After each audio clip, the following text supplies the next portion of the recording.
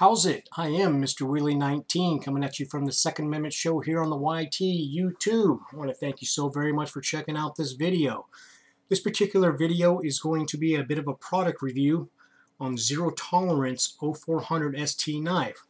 The reason for the review is good old Guitar Mikey 2 at the Gear Junkie channel recently reviewed the Zero Tolerance 0350.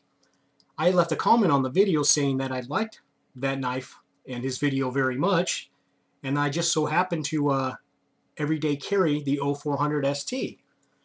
Good old Mikey wrote me back saying that he's been eyeballing this particular model for a while, and why don't I do a review on it? So here it is. If you're not familiar with Guitar Mikey 2 and the Gear Junkie channel, you really got to check it out. He's a really, really great guy. He's down to earth, does fantastic product reviews. He's a stand-up human being, man. So check out his channel. Okay, getting started on the review of this. This is the Zero Tolerance 0400 ST. That's 0400 Sierra Tango. Zero Tolerance was created in 2006 by Kai USA as the combat or tactical division of Kershaw, who Kai USA bought back in 1978.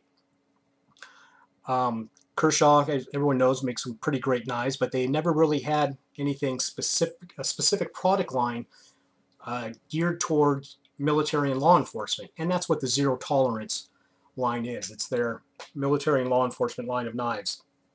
Over at Zero Tolerance, that division, they have a lot of great collaborators.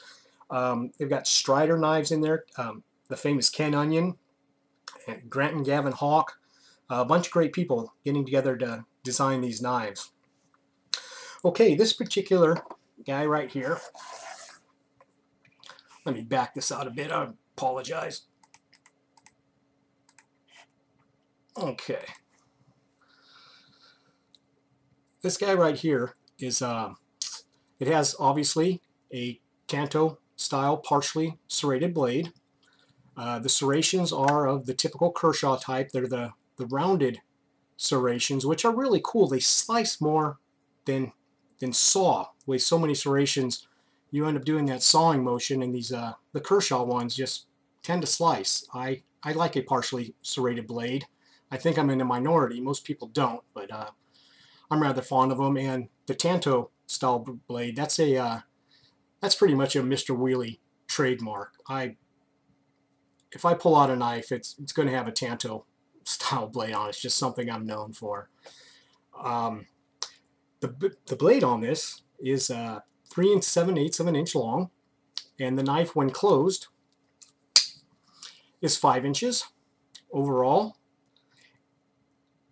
and its total length with the blade deployed is 8.5 inches.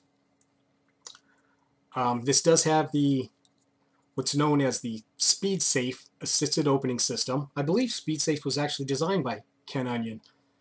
Anyway, it does have the assisted opening system.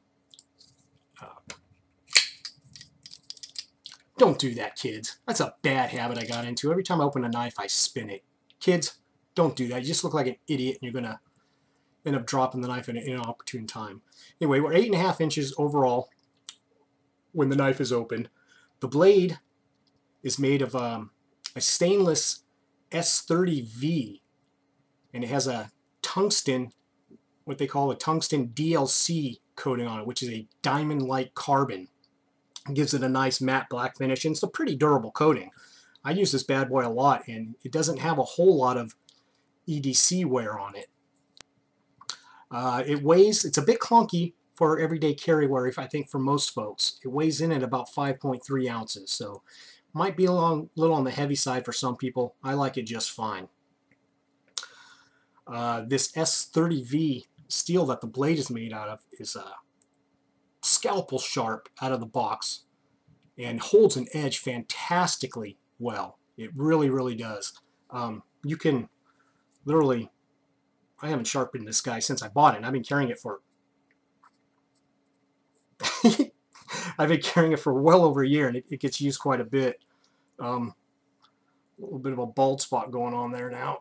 I don't know if you can see that. Yeah, you can shave with it. not a problem.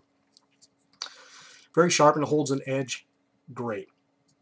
What else we got here? Oh, for the assisted opening, ambidextrous thumb studs, these little step studs, what I like to call the Devo hat studs, and on the back of the blade is what's known as a flipper or protrusion that you can just press on to use the spring assisted opening, the speed safe, and deploy the knife. Okay, what else do we have to say about this bad boy? The scales on it are made of machined aluminum, machined aircraft aluminum, and one of the scales, one of the handles here, has what they call a Track Tech insert. And what this insert is, it's, I guess you can call it like a skateboard grip tape, except it's much softer, not abrasive like sandpaper. It's has a great ergonomic feel to it, and that Track Tech insert really helps. Now the other scale, the other handle on the other side, is smooth. There's no insert there. And the reason for that is so you don't chew up your pants pocket with having something textured on this side, and also for quicker deployment. As you go to deploy the knife and pull it out quickly, it's not slowed down by the friction caused by an insert. The clip is adjustable for either point up or tip up or tip down carry. It comes stock with the tip down. I switched it over. I'm a tip up kind of guy if I ever happen to use the pocket clip. It's an extreme rarity when I do. I normally let the knife sit down the bottom of my pocket. In my view, it's nobody's damn business whether or not I'm carrying a knife. I don't like it to show. I just like the thing to magically appear out of nowhere if it needs to. But so you can carry it tip up, tip down. This is a liner lock type knife, and the liner on this thing is made out of titanium, and it is thick.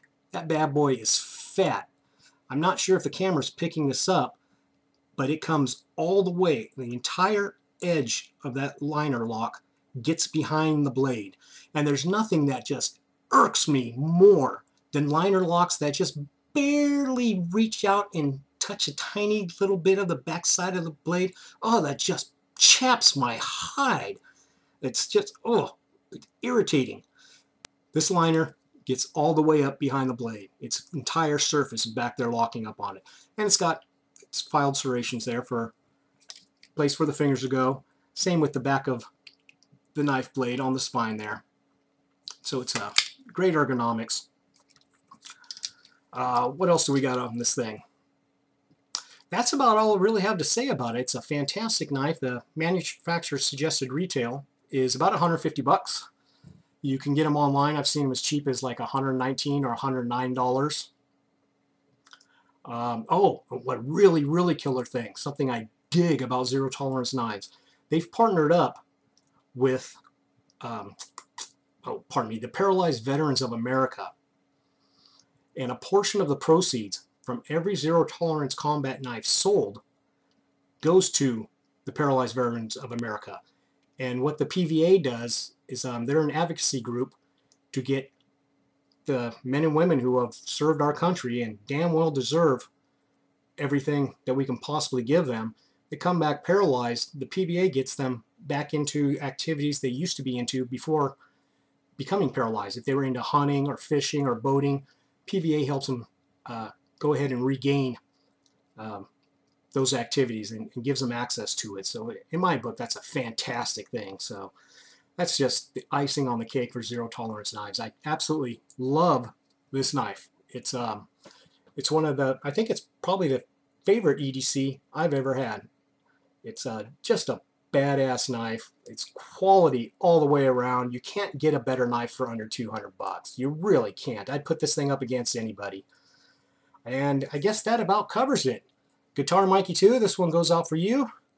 I am Mr. Willie 19 coming at you from the Second Amendment Show here on the YT YouTube. I am hoping this video finds you and finds you well. Cheers.